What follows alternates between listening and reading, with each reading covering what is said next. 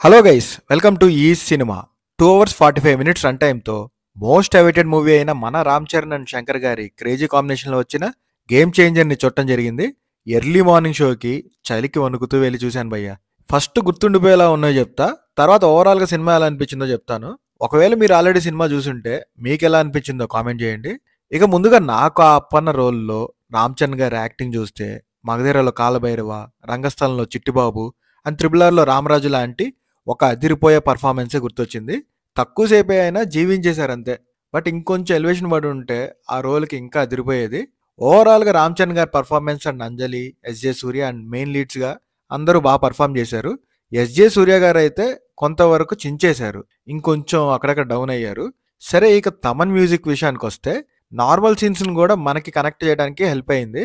ఆ సాంగ్స్ అయితే వినటానికి బాగానే ఉన్నాయి అండ్ చూడటానికి అయితే గ్రాండ్గా బాగున్నాయి. అసలు సినిమాకి మేజర్ కాన్ఫ్లిక్ట్ అయిన collector and politician face of అయితే ఎక్స్పెక్టెడ్ సీన్సే ఉంటాయనే ఫీలింగ్ మనలో చాలా మందికి ఉంది కదా. ఈ సినిమాలో కొన్ని ఎక్స్పెక్టెడ్ అండ్ కొన్ని అన్ఎక్స్పెక్టెడ్ సీన్స్ అయితే ఉన్నాయి. ఇంటర్వెల్ కూడా బాగుంది, కొన్ని ఫైట్స్ కూడా అదిరిపోయాయి. ఇంకా ఎన్నో ఇయర్స్ నుంచి స్ట్రాంగ్ కంబ్యాక్ కోసం ట్రై చేస్తున్న మన శంకర్ గారు తన టేకింగ్లో కొన్ని సీన్స్ కొత్తగా ఉన్నాయి. కాకపోతే స్టోరీ కొంచెం ఓల్డ్ స్టోరీ అవటం వల్ల హై మూమెంట్స్ ఉన్నా ఇంకొంచెం సరిగ్గా పడి ఉంటే బాగుండేదనే ఫీల్ కలిగింది. తెలిసిన స్టోరీయే కాబట్టి కొన్ని సీన్స్ గెస్ట్ చేస్తాము. కార్తీక్ సుబ్బరాజు గారి స్టోరీ అన్నారు, బట్ అంత కొత్తగా ఏం లేదు. ఇంకా కొన్ని టెక్నికల్ ప్రాబ్లమ్స్ వల్ల నానా హైరానా సాంగ్ ఎడిట్ చేసేశారు, ప్రెజెంట్ సినిమాలో లేదు. మళ్ళీ జాన్ 14 నుంచి యాడ్ చేస్తారంట, చూద్దాం. సరే, ఇవన్నీ పక్కన పెట్టి ఓవరాల్గా ఒక్క ముక్కలో చెప్పాలంటే ఖచ్చితంగా ఈ సినిమా అయితే బ్యాడో ఫ్లాపో కాదు. రొటీన్ స్టోరీ అయినా పర్లేదు అంటే ఖచ్చితంగా ఒకసారి అయితే థియేటర్కి వెళ్ళి ట్రై చేయొచ్చు, చూడొచ్చు.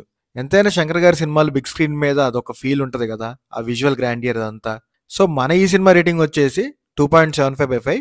మీకు కనుక వీడియో నచ్చితే లైక్ చేసి మన ఛానల్ని సబ్స్క్రైబ్ చేసుకోండి. Thank you. మీ ఈ సినిమా.